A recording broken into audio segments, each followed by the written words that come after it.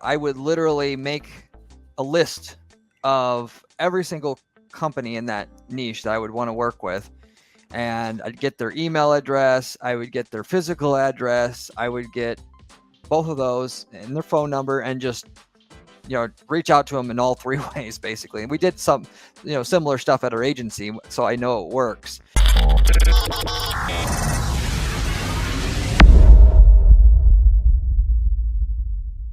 Hi, Kyle. How are we doing, Corey? Fantastic.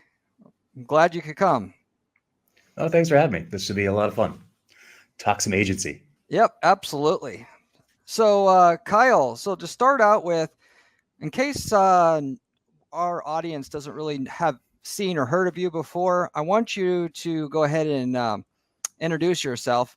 You guys, this is Kyle Roof from iVoltage and PageOptimizer Pro. So, Kyle, why don't you go ahead and just tell everybody a little bit more about yourself? Sure. I've been doing SEO for the better part of 12 years. As you mentioned, I'm the co-founder of High Voltage SEO. It's a multinational, multi-language SEO agency. We have offices in Phoenix, Berlin, and Melbourne, and now in Kingston, Jamaica. We do local to national to international to everything in between. I'm also the co-founder of PageOptimizer Pro, which is an on-page SEO tool. Essentially, we help you figure out which words you need to put on the page so Google will like your page more than your competitors. And I also teach SEO. I have a courses platform.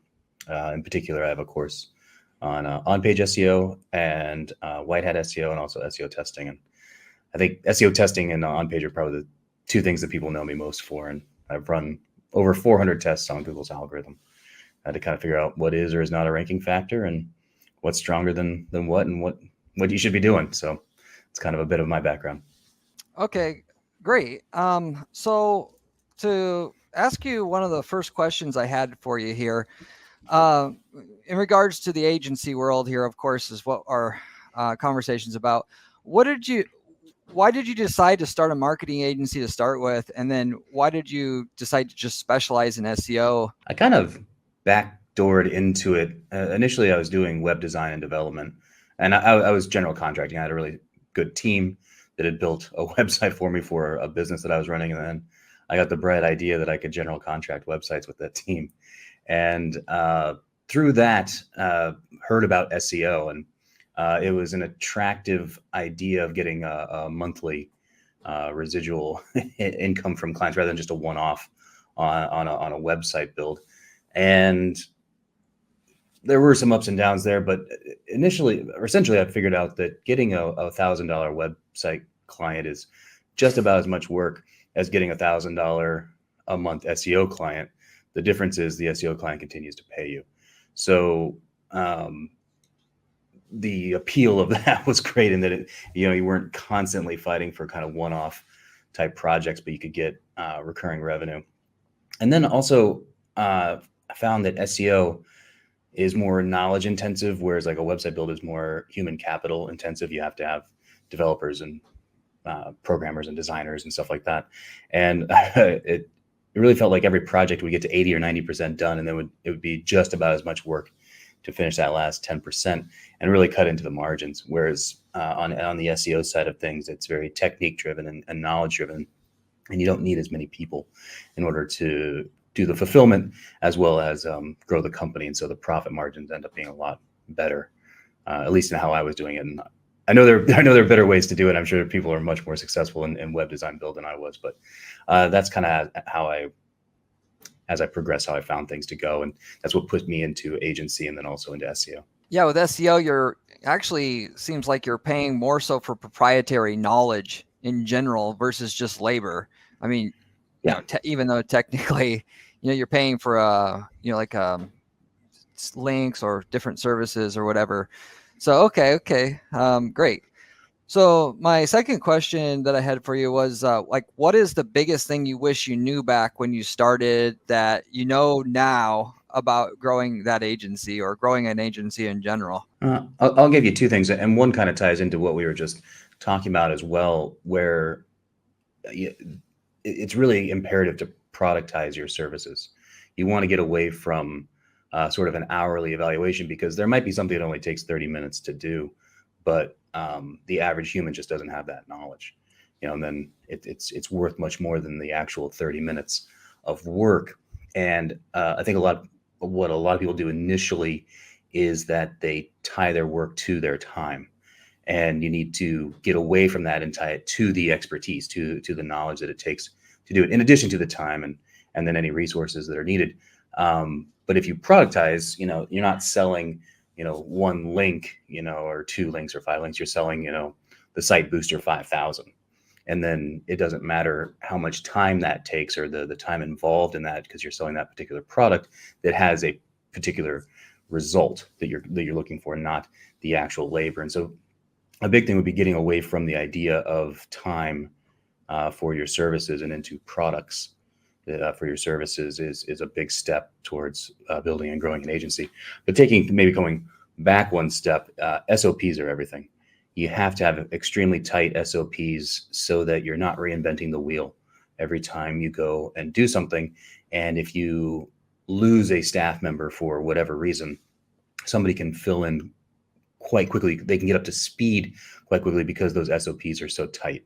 And that's what will allow you to maintain quality standards. It will reduce cost, and it will help you with maintaining your staff, and also help you with growth, because you can plug people in immediately. You can scale almost immediately because you can bring people in that you need in order, once you get more clients and you're looking at a growth stage. Well, just kind of like as a follow-up to that, it seems like in the SEO world, the like company to company, niche to niche, a lot of it, just carries over. So you really can, have, a formula that kind of is just repeatable. Would you agree with that? Yeah, things within SEO will vary keyword to keyword, niche to niche, but the framework remains the same. The evaluation of what you need to do, and then the implementation of the techniques is going to be the same.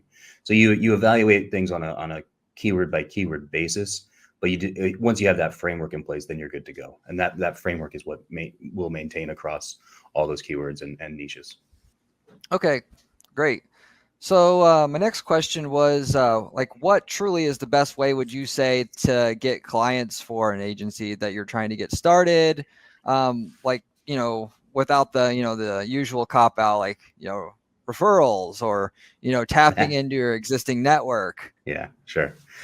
Yeah, the idea is you've got no network, right? And I like that. Yeah, Tap no into your network. I ain't got one. I ain't got no network. Yeah, I think one of the smartest things that we did was we partnered with complementary services that weren't doing SEO. So like partnering with a web design company that wanted to offer SEO, didn't have the manpower, the expertise, or the desire to have their own branch of it, and was willing to take on us as that branch. And that can be, you do it under the guise of them, that the client thinks that you're actually just part of their company, or you can do it as a preferred partner where they're giving you the referral and you're handling it from there. Obviously, they're going to get a percentage of that, much more so than you probably want to pay, but they're also doing all of the marketing, and you're kind of building off of their network. And then that allows you to do a few things. Allows you to start building a portfolio. The portfolio is case studies are extremely needed to establish that you know what you're talking about. And if you're starting from nothing, you probably don't have anything there. And so this will allow you to build that. If you're doing it as a preferred partner, then that is how you start to build your network, then that's how you do start to get those referrals. And what's nice too is that these are clients that are at arm's length. They don't know you. They're not a friend of your Uncle Bill. It's somebody that actually came from that agency, and coming in allows you to grow and extend an actual network. And so if I was starting from scratch, that's something that I would look to do immediately. Get a couple preferred partner type scenario set up. They'll be able to feed you a steady stream. A pro tip on how to find somebody that needs that would be, if you go to an agency website, a web design company website, and you don't really see an About Us page, that they might not have that big a team. And in that case, they might need your services. It'd be somebody that is probably good to reach out to say, hey, we can do this. We can offer this for you so you can get that monthly recurring income, and we can handle everything for you so you don't have to worry about it. You can just grow your company. And that might I think that's a really good way to go when you're starting from zero. So, to kind of follow that up, so case studies, I agree, by the way, if, you're trying to do SEO, the best thing you can just lead with is, here's all the rankings we got. I mean, that speaks for itself. But so are you basically saying that you find a, web design agency or a PPC agency, and you come to them with your, you just say, hey, look, see all the rankings we got? Wouldn't you like your... Yeah, I think it's a great way to do, because they've done the marketing to get those clients. They the best thing you can do is get money from somebody that's already your client, and grow that. And so offering a service that they don't have is an attractive way to do that. And so it can be very mutually beneficial. You'll get to the point though where you don't want that anymore. You'll get mature enough, more than likely, where you then have your own network, you have your own channels. But when you're just starting off and you don't even have that marketing budget, don't know where to look for clients, this is I think a really good way to get off the ground and get off the ground quickly. Audience. So just to give you a frame of reference here as well. So all the time, once somebody gets results at our agency for, doing the PPC, whether it's Google ads, Facebook ads, whatever we're running, once you build that trust, I mean, clients will literally just say, hey, do you know an SEO guy? Hey, how do I fix this problem, that problem? And most of the time it's just, throw up my hands. I don't know. I mean, since then I've been trying to build some relationships, but honestly, once they find somebody they trust, they think you're just amazing at everything automatically for whatever reason. And so people really need a referral partner more than you think. And from the agency owner's standpoint, it's like free extra money. I mean, you don't have to work any harder to refer somebody that can help that client legitimately. That they get results. So you're actually you're able to scale your business pretty easily. Whereas if you were just to do more PPC work, I mean, that actually takes more employees and whatnot. And coming from the other side, if they can refer you business back, I mean, referrals are the easiest clients also to deal with, because you don't have to explain, how the process works, so to say. They just are ready to start. It's the easiest client to sell as well. So it's good all the way around. And I think it's really good information. From in our agency, initially we were doing PPC as an offering, that we would do SEO and PPC. And something that we ran into, which was kind of funny, is that our PPC was good. It was fine. But our SEO was great. And we ended up kind of competing against ourselves, where the services that we were offering just weren't the same standard. That our SEO was really, really good. And we ended up kind of hurting ourselves with just pretty good PPC. We ended up divesting out of PPC and going to referral partners, because it was just better for us to actually have that distance as well. So we kind of... so we started kind of doing SEO and doing PPC through referral partners, and then we actually kind of got ourselves into referral partners kind of on the other end, when we didn't want to offer those services anymore. So there are a lot of even mature agencies have different needs at different times, and you can reach out to them, and there can be really great opportunities, and it can be a win-win for all the parties involved. Myself personally, I always kind of thought that it's how you're never going to be amazing at one form of marketing unless you kind of just specialize in it. It's not 2010 anymore. Everything's so complicated, and there's going to be more and more specialists because of that all the time. Even in the ad world, there's just Facebook specialists, there's just Google Ads specialists, and with that, the agencies are going to be better off partnering with other specialists if they want the best overall result for their client. Even though they might be able to make a little bit more being the jack of all trades, it's really not as ideal for the agency or the client. And so I just see that more and more agencies are going to want to refer out for this stuff to build their agency, versus trying to figure out how to hire someone internally to try to build laterally in their business. They'll just refer out. It's a much easier way to grow the business itself. Yeah. So anyway, as far as thank you, by the way. Another follow-up question here. Would you recommend other agency owners to kind of divest themselves into creating a software like you did to try to scale their business? Or would you say that just through services by itself? I mean, do you have to be, in other words, a special type of person to, get into developing a software that can help systematize and scale an agency, or do you think anybody could do it? Well, it's getting easier. I think it's getting easier to build your own software. I would recommend solving your own problem. If you have a problem that you can solve, and there isn't a piece of software that does it exactly how you want it, or you're using something, then you have to modify the results in a certain way so that you're repeating that over and over and over again. There's probably an opportunity to create something that makes your life easier and hopefully cheaper than perhaps what you're paying a regular tool. So as a result, you're going to get something that is tailored to what you need, and you're going to end up paying less for it. That's if you identify that particular problem. And once you've done that, though, you have actually made the value of your agency go up, because now you have something proprietary. You've got some IP. You've created an internal tool. And if just for that alone, if you're ever thinking about selling your agency, you need something like that. You need something that's proprietary, and you can create little mini tools that are just meant for you and your team to do your tasks in a specific way so that you can deliver the services that you do. Now, you might find yourself when you're at a conference or you're talking to your agency buddies, they have the same problem.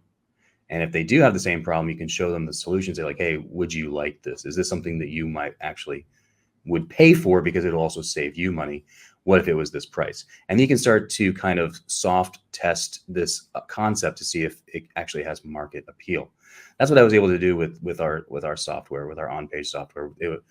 I was using a big tool, big name tool, and they had a feature, and we were very successful with it, and they took the feature away. And I was pretty upset about that. And then I was like, well, I guess I just have to build it. I actually called them up and I was like, can I roll back the software? And is there any way I can do that? And they're like, oh no, we found it. It's actually not effective. And I was like, actually, it's pretty good. I offered to buy it from them. I was like, can I buy that feature from you? And they're like, no, we're not going to do that. And so I ended up having to go out and build my own, is what I did. And we were doing it internally. Initially we did it by hand at first, actually. And it worked, but we realized that's not scalable at all. You can't do the math like this by hand every time. So then we turned it into a Google Sheet, and then from a Google Sheet to a Python script was kind of the progression. But after I had it in that form, I showed it to some buddies, and I was like, hey, look, I can probably, is this useful? Would you like this type of data in this way? Would this be something that you think you could use? And the response was overwhelmingly positive. So then we took the time to build it out as a SaaS. From there, we actually gave it away for free for about 7 months. And we got to the point where the server cost was a little too much. And I reached out to everybody. I was like, hey, look, I need to charge like $1 a report. And everybody was pretty chill about that. And the next month we made $2,600, which means we ran 2,600 reports. And I could not believe it. Wow. We ran that many. And that by month 3, it was paying for itself and its own development, and has been since. And now we're coming up on, I think, close to like 2 million runs of the tool. Amazing. That's a long process. That's a lot of internal testing. So that's something that we needed. And at the end of the day, even if we didn't sell it, we would use it, and we had IP, and the agency was more valuable. Then going into a long process of testing it out with people for free, getting it to the point that this is actually something that's viable. We're talking a year-long process. So I would say if you're willing to commit to something like that, and you have an idea that people are interested in, then yes, yeah, definitely go into the market realm of it. If you're doing it just to make your life easier and you can save some money for your agency, I would totally do it for the IP.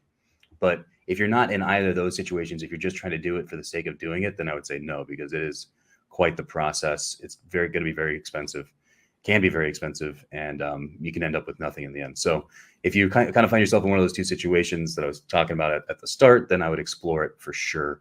But understand it's going to take a long time, and it's going to take a lot of commitment and investment. I want to say that most of the marketing software that's out there probably originated the same kind of way, where an agency was automating some sort of internal process that they were using for their clients. So they first took the first step, like you said, to systematize and create SOPs for everything. Once you've done that, then you're in position to put it into a software, because it's formulaic, and then that software, can be then used by the general public. So like that's the process. And I just think that that's probably people, if you will, stumbled into it, not necessarily thinking that it was going to be a huge company, and just much like agencies themselves were started. You get one client, then all of a sudden it's 3 and then 5, and nobody intended it to be that way when they started out. But that's why the software is successful, because it was predicated on a real problem. It wasn't as they say, a problem looking for a solution. Right. So solve your own problem. Make your life better. And there's a good chance if you make your life better, somebody else has the exact same thing, and you could potentially make their lives better. So yeah, definitely.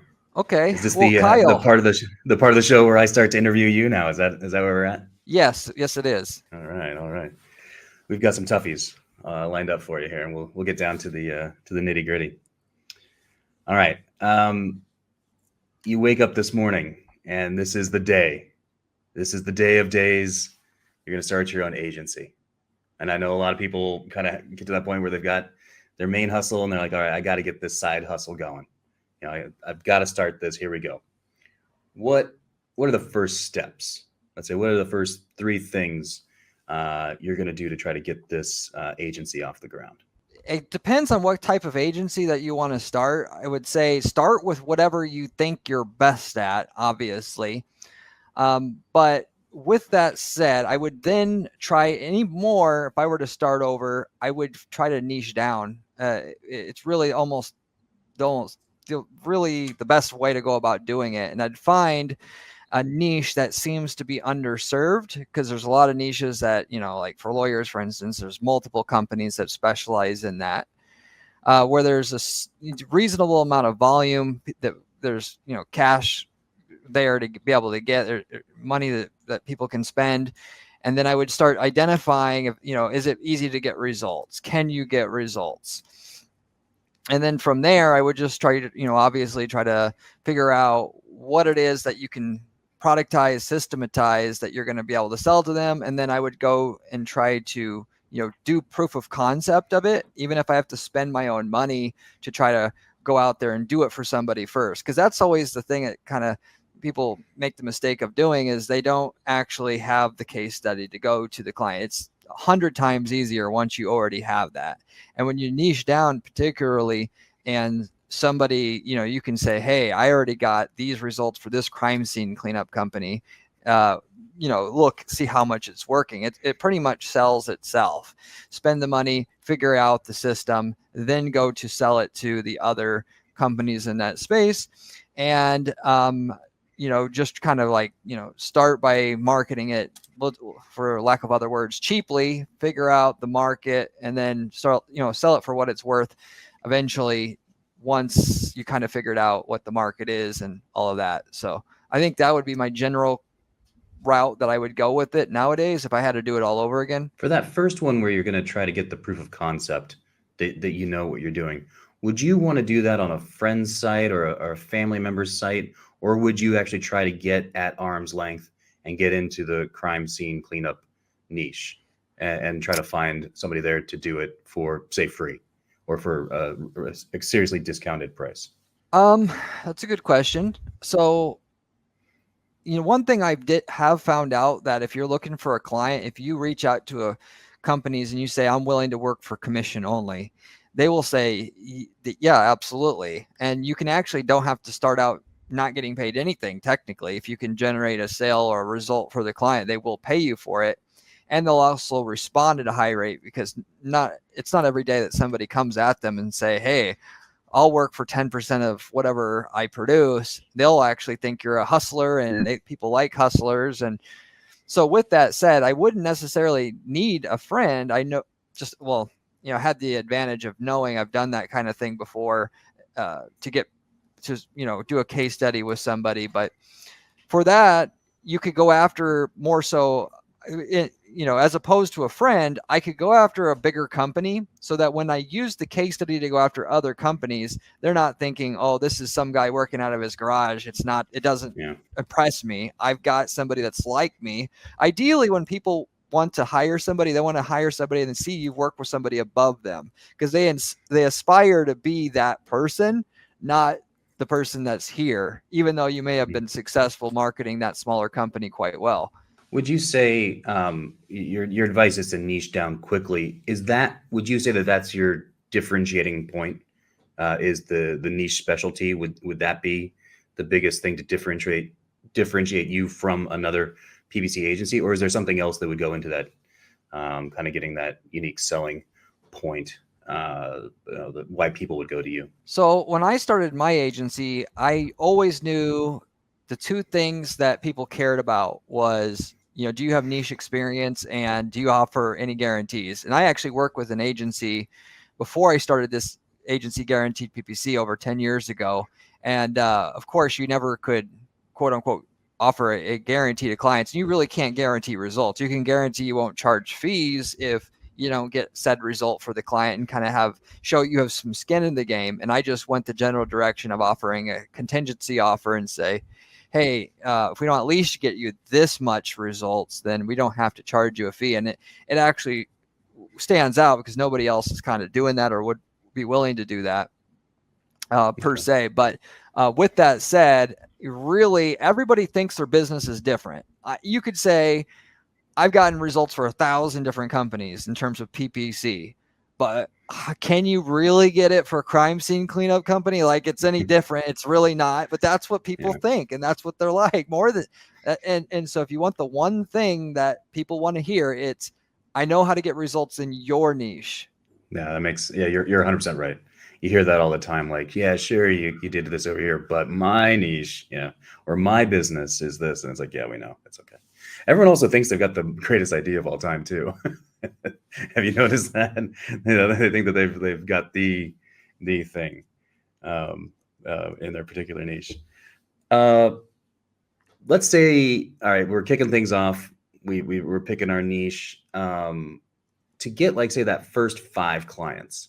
I think that's a good benchmark of, okay, we have a portfolio of clients. What are you going to do? Is it through that outreach that you talked about to that particular niche? Is that how you're going to approach it? Or how would you get those first 5 clients? Yeah. As I kind of talked about before earlier, I would literally make a list of every single company in that niche that I would want to work with. And I'd get their email address. I would get their physical address. I would get both of those and their phone number, and just reach out to them in all 3 ways, basically. And we did some, similar stuff at our agency, so I know it works. And you go out there and you, like I mentioned before, I would just work for commission until you get the 5. And if you get the 5, then it's just simply, hey, we got the results for the 5. Do you want this? Yes or no? And you should be going in with specifics, not, hey, I've gotten results for these other companies, assuming you can. Sometimes you can't. There's proprietary this or that, or people that you're working with may not clear it or whatever. But the ideal is, I got this business result. We got 20 leads a month for this particular client, and we were paying roughly $30 a call, and their calls are closing at 5%, and they're getting an average ticket size of X. Therefore, our average profit per month is this for the 5. And then you're just making it, you're not making them, they may accidentally not figure out the value in what you're presenting. If you just say, I can get these rankings, or I can get, these calls going, it's simple for them. And if you break it down like that for the client, and you say, this is the profit you're going to get, it's really hard to say no. That's to the level you want to go at it with and at, if you want it to be easy. Do you find, how do you balance kind of the managing expectations, the realistic expectations, while also trying to promote, like, hey, we actually did this really good work, we could bring it to you, but you also can't obviously promise the moon. And also the previous results are not an indicator of potential future results. How do you manage those expectations while kind of still keeping that sale concept, or like, hey, we were actually really good at this? Yeah, it's always the conundrum, right? Because if you offer too much, then you're going to have a client who lasts 2 months and then quits or whatever. But if you don't offer enough, they're going to be like, oh, what? I don't want to wait that long for the result. So what I've done in our own agency that I found worked great was we do an 8-quarter projection, and we would just say, okay, these are not guaranteed, but I perceive based upon the previous projects we worked with, after 90 days, you should kind of be at this spot. 180 days, you should kind of be at this spot. And that just lays it out well. So if they message you and like, clients are, great. They like to message you in 30 days and be like, why don't I have any results? And you could be like, hey, I told you, at this stage, you'd be at this level here. And, the big results in 6 months still here. And it's going to take a little bit of time. That's actually going to really kind of save you more than anything to manage the expectations, so to say, so that you don't get a client who's going to be expecting too much, but also for them to understand that there's value there, because, clients like anybody else don't understand the power of compounding interest and, results that compound over time. So even though there's a great result in month 12, month 1, it doesn't look so hot. So you got to paint that picture for them up front. So just like, and you could say, hey, as long as we get a 10% increase a month in a year, you're going to be making a lot of money. And all we got to do is to know we're on track is just to make sure that month 1, we have this, and month 2, we roughly have this, and it's at least improving. And then they don't need the big result right away. And as long as you have a way to track things somewhat, so you can show, okay, there's progress, they'll be patient with you and they'll understand the results coming. I think that's the best way you can do it.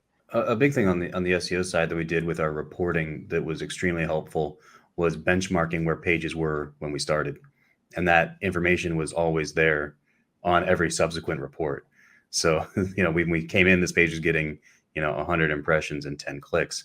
Now it's getting, 1,000 impressions and 100 clicks. And if you have a flat month or a slightly down month, it doesn't look as jarring to the client, because they can go back and say like, well, sure, this month we didn't really have that much growth. We maintained, but see where we came from. It's not a flat month. It's still crushing where you were, sort of thing. And to kind of give that kind of not so gentle reminder of this is the good work that we're doing. That happens all the time with seasonal businesses, and most businesses are seasonal. They'll hit their peak season and then everything's great. And then they, coming off of that, then they think something's broken, and that's just natural. That's going to happen. And so you're right. You need to benchmark it. And you got to be able to zoom out to really justify what you're doing. You got to really help them do that, because they're not going to do that. They're going to be looking at short term, because in their business, they got bills to pay short term. Exactly. It's always, what have you done for me lately?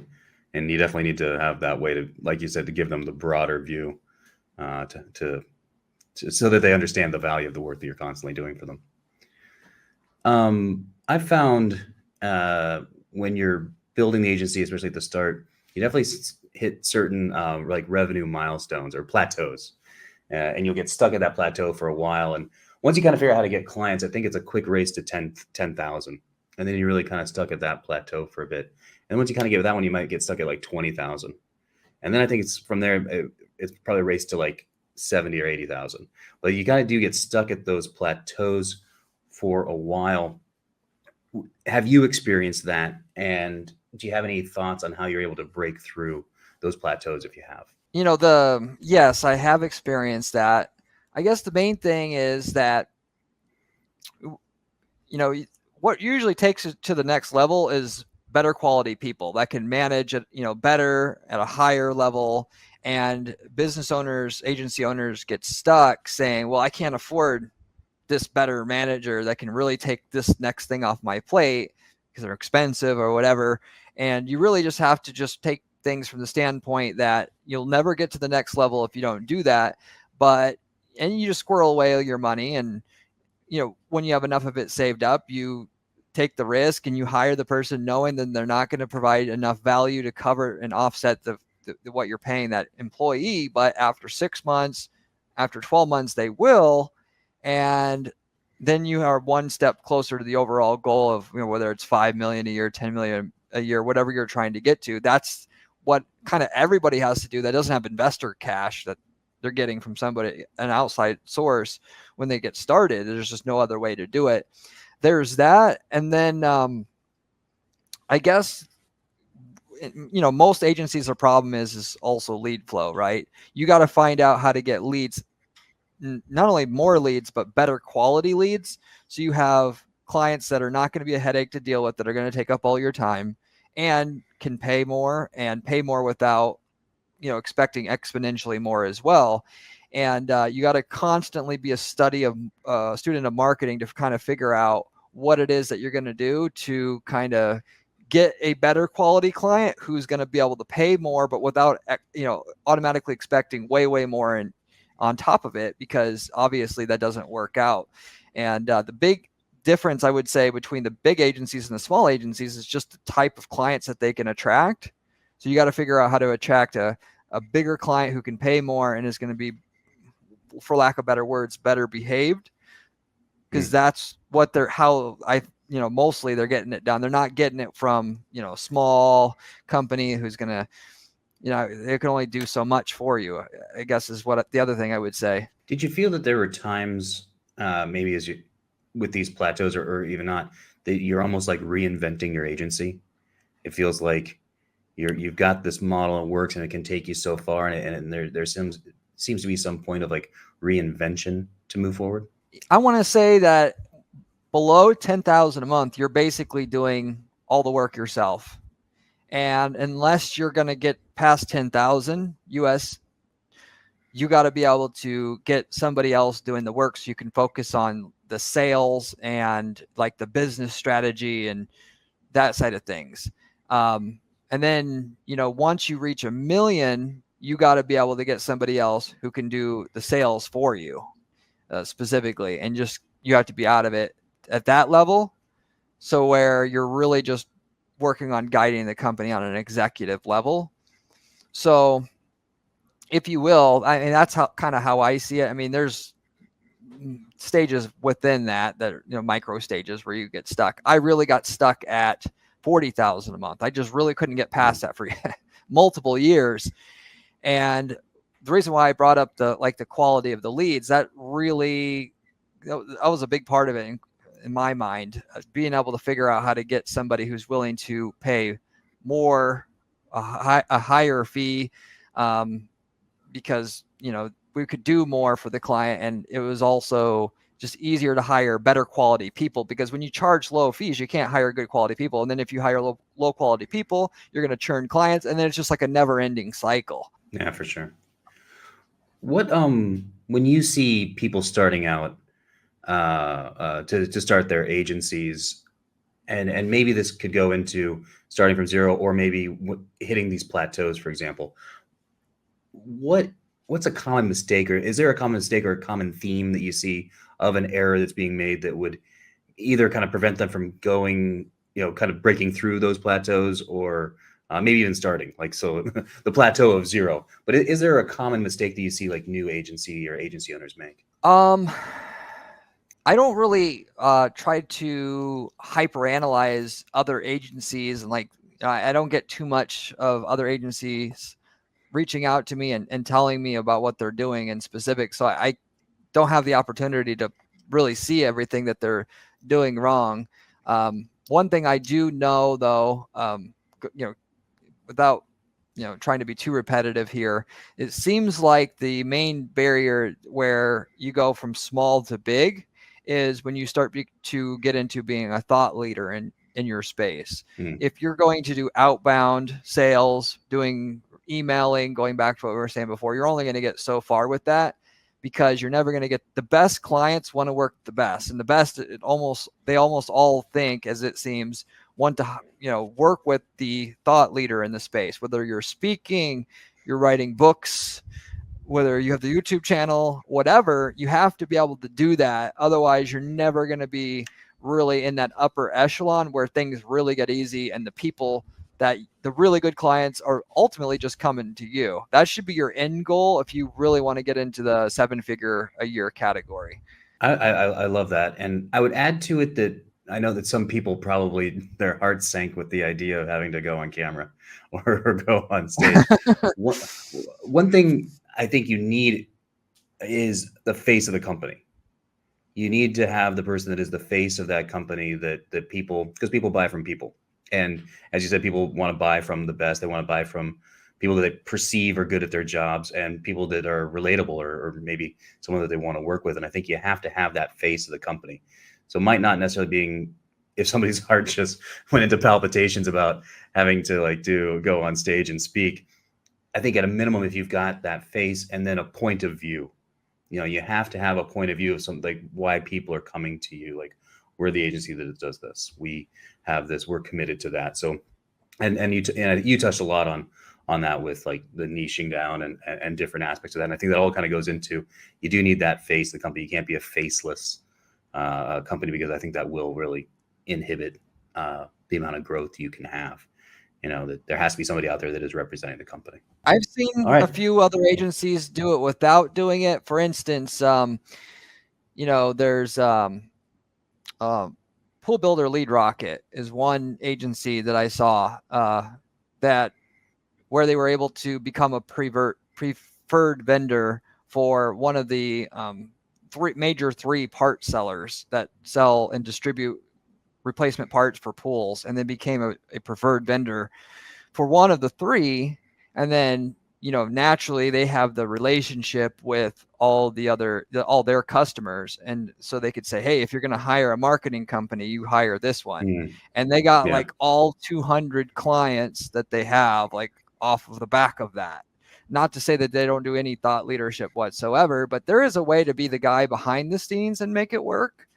But it's the old buddy club. If you can do some stuff like that, networking with the right people, it also can work. I just wanted to, kind of caveat what I said before, which there's other ways of doing it technically, but so. Sure.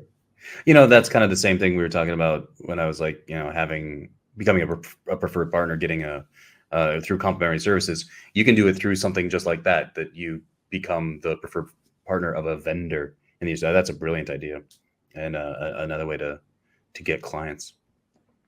An excellent way to get clients.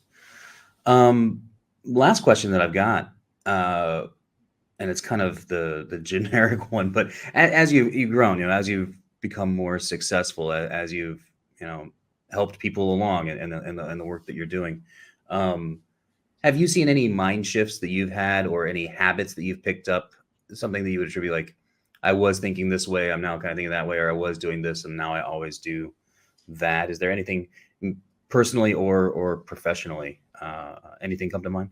A couple things. If you're starting out your journey as an agency owner, you're going to question your existence a few times. I mean, every business owner is going to want to quit many, many times over. And then you just got to talk yourself out of it and just think about the big picture to get through it, mainly because, stuff's going to happen.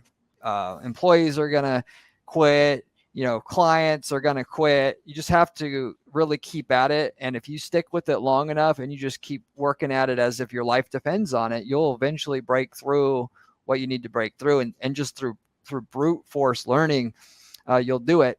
But the reason why I say that is that, when I started out, like a lot of agency owners, I heard other agency owners actually say this, that they're constantly like worried, clients are going to leave, key employees might leave. And then eventually you got to realize that, worrying about it isn't going to help. And the best thing to do is just work as hard as you can. So the other main thing is that, I mean, granted, I got kind of the luxury of doing it now, and a lot of people wouldn't when they start out. But clients that let's say abuse their position or whatever, you got to realize at some point in time, not every client's a good client either. There's clients that are going to make your business go down, not go up. And just from the standpoint of the level of service that they need, how they treat your staff, how they treat yourself. And you're really hungry for every last client you can at the beginning, but then you eventually realize that, some clients, it's, for lack of a kinder way of saying it, it's worse than having no client at all. And you have to learn how to find the clients that are going to fit your mold and the way that you do things and actually help your agency. Whereas it seems counterproductive when you're starting out, like, hey, well, how am I going to turn down money? I need money to run our agency or what have you. Eventually you got to cross that bridge and realize you're never going to build up a really nice company that's going to work and that you're going to be happy with unless you find a way to figure out who your client is, who your client is not, and actively turn away clients that don't fit the way that you do things. Otherwise, you're going to have this, mix of different clients that they just really don't work well together. They don't, and going back to your SOPs, like you got to have people that will do things your way, not they want you to use this, landing page builder tool. They want you to use this CRM, and it gets to be really hard to run your company when you're doing things a different way for every client. You got to have your own system, and every client has to use your system. And if they don't, you're not going to have a sellable agency at the very least at the end of the day once you build it up. For sure. Well, I totally agree. If you're seeing any red flags before their clients, they're only going to amplify. They're becoming massive red flag. They get worse. They don't get better. That's a good. Funny that you say that, because you get the red flag when you're inexperienced. It's like, okay, maybe that was just like a one-off thing. It usually never gets better. Once it starts, like you get a bad feeling, it never gets better after that magically. No, it's only going to get 10 times worse, and you're going to hate yourself for you're gonna hate yourself for sure. It's not worth it at the end of the day. For sure. Well, great stuff. Well, thanks for having me on your live broadcast, and also thank you for coming on to my show, as we'll be posting this over on my show at Hack to the Future as well. This has been great. Yeah, absolutely. Well, thanks for coming on, Kyle. So hope that you come on some other time, someday in the future. But with that said, if you, I think we'll wrap it up. Sounds great. Thanks so much. Okay. Thanks for coming on. See you later. All right.